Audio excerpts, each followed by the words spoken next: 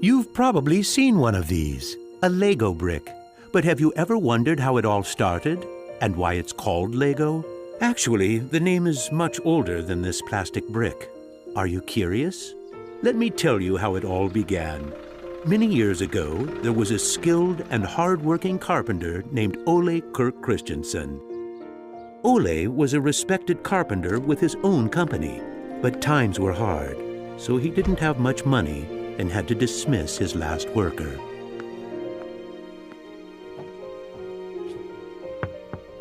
Come on in. I've closed down the workshop and packed my things. Thank you. I suppose I'd better write you a paycheck.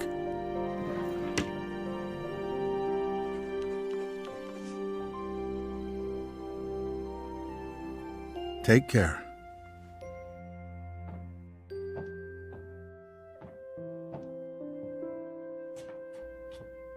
Well, that was the last one. I just didn't imagine that it would come to this. I know. It's hard to understand. But at least now it can't get much worse. But it did get worse. Shortly after, Ole lost his wife. But Ole was a special person. He wasn't the type that gave up. And with the responsibility of his 4 sons, he had to think of something. Ole had gotten an idea, and for him, it never took long to put an idea into action. Ole's little invention made his boys so happy that he thought maybe he should start making toys. Ole decided to give it a try. Luckily, he had saved up a lot of wood from the carpentry production. He could now use it to make toys.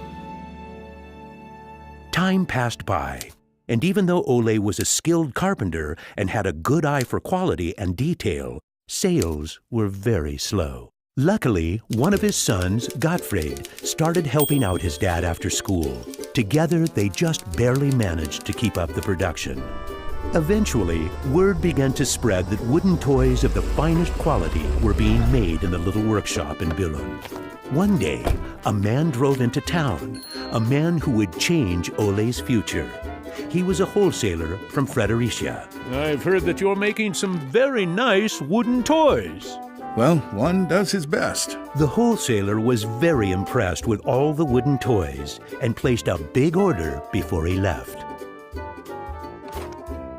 Now there's finally someone who can see the opportunities in what we're doing. Look at this. The wholesaler wants to put a lot of our toys into his store for the holidays.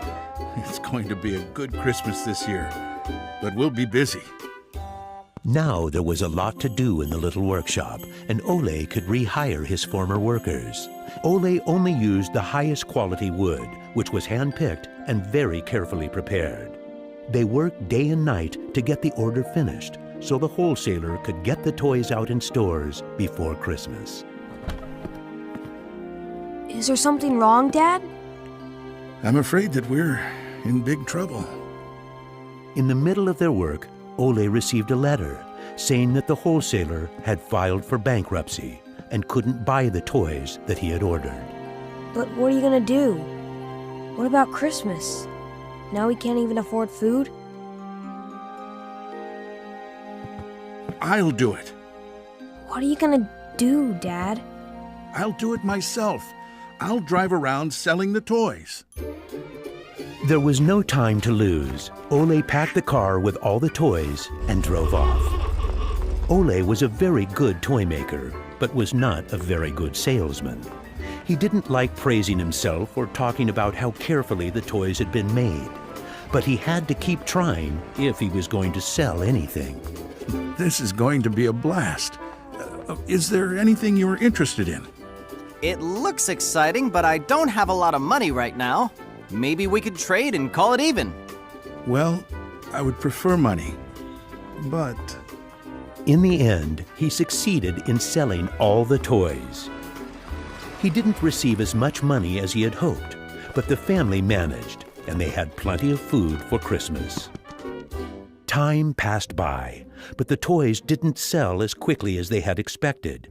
Ole thought perhaps the company needed a good name.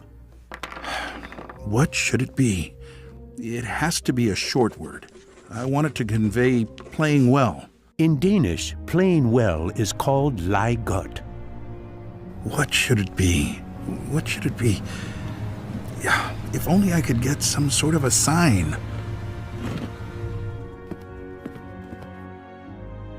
Lego. As you can see, Ole himself ended up finding a very suitable name. But what he didn't know was that in Latin, the word Lego means I put together.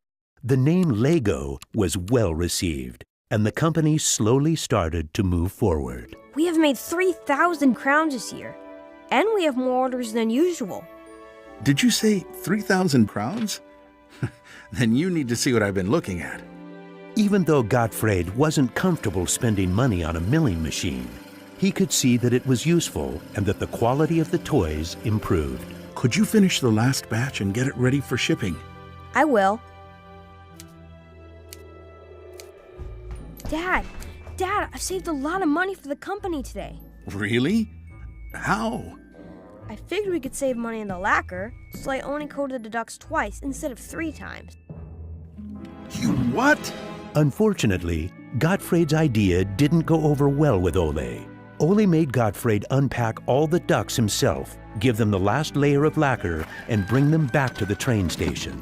Ole believed in high quality and not cheating his customers. When Gottfried returned, Ole explained that that wasn't the way to create a good brand. This little lesson opened Gottfried's eyes to the fact that every detail matters, and only the best is good enough. In the late 1930s, Lego was making a profit. Even when the Second World War broke out, they tried to make the best out of a difficult time. It seemed nothing could go wrong. But a stormy night in 1942 changed their luck.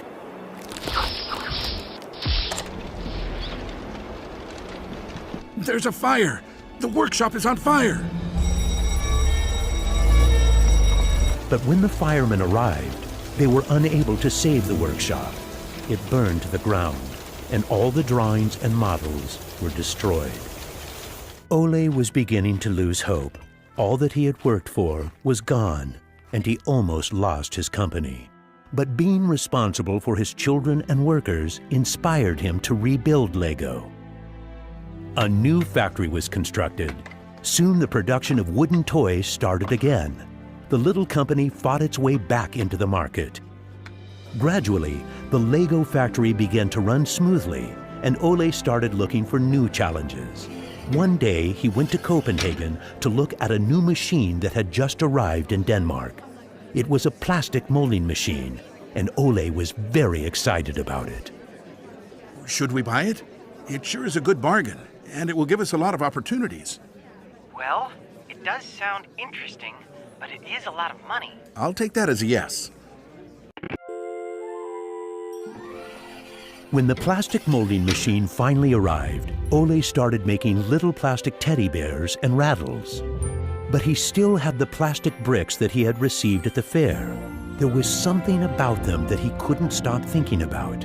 And even though no one else could see the potential in them, Ole decided to redesign and put them into production.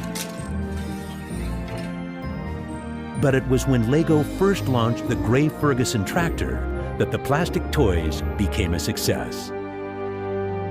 Unfortunately, the sales were dropping during the summer, and the company had too many toys in stock.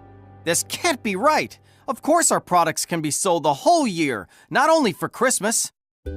Gottfried decided that he would go out and sell the toys himself. Gottfried brought his wife Edith as company and moral support. If you can't get cash, then we need butter and eggs. Well, it wasn't that bad. Gottfried was a success in his trip around the country, which helped Lego to get out of its financial crisis. They reached home just in time for Ole's birthday party. Ole turned 60, and the whole family was gathered to celebrate with him. Well, I guess it was a long trip around the country. Hey, I got an idea. Listen. What about a picture with the 3 generations? Everyone thought that was a good idea, and we were placed on the sofa with all the presents and flowers around us. On a business trip to England, Gottfried met the head of a big shopping center on his way home. They discussed the toy industry, and the conversation would be very important to the future of Lego. Damn this industry. I just think that toys are no good nowadays. What do you mean? I think they're working very well. Oh, they work fine, sure, but there's no system in anything.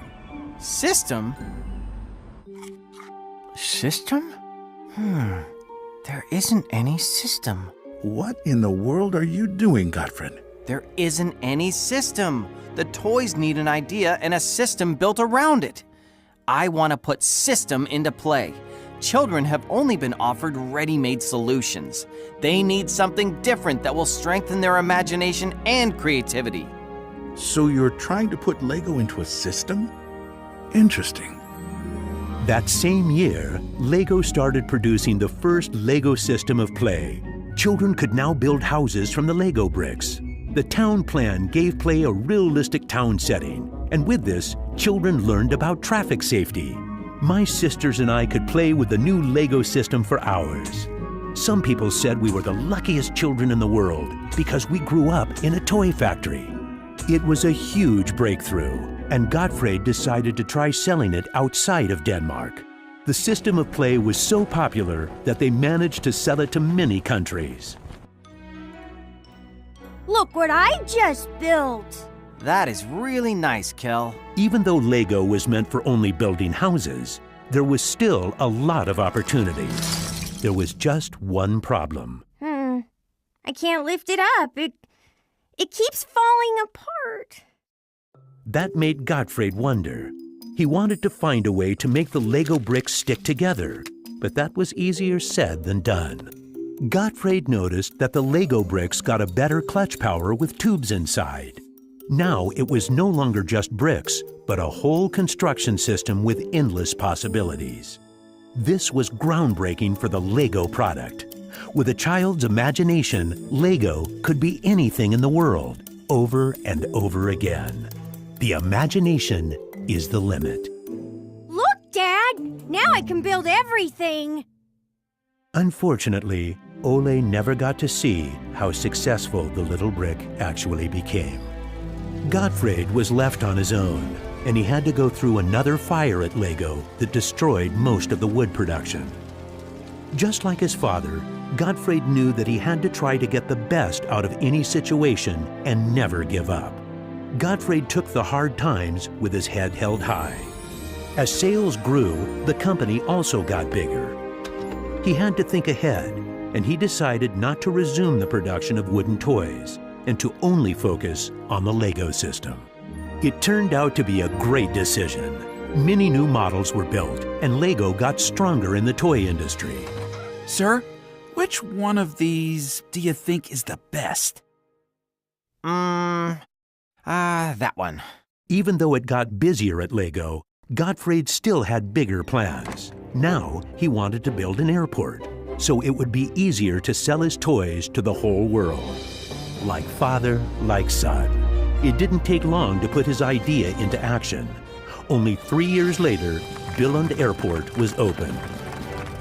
The many guests and business connections who visited the company always wanted to see the modeling department. Gradually, it got so crowded that it was hard for the employees to keep up their work. I think we better wait a while. Gottfried could see that something had to be done. He needed a bigger place to display the Lego models.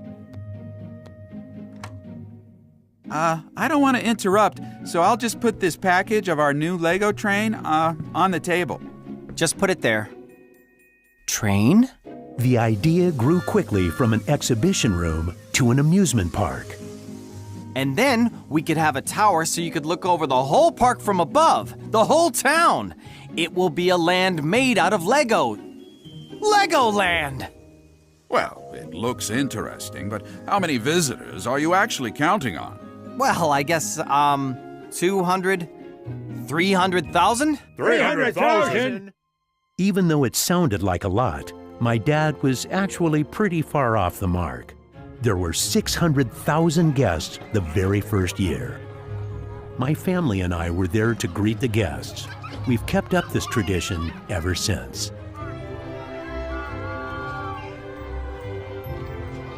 Now you know how it all began. Lego wouldn't be what it is today if it hadn't been for my grandfather's sense of quality and search for perfection. My father firmly believed in the endless possibilities of the Lego system. I seek to take the Lego idea even further, encouraging children to explore, experience, and express their own world, a world without limits. And we are still convinced that only the best is good enough, because children deserve the best.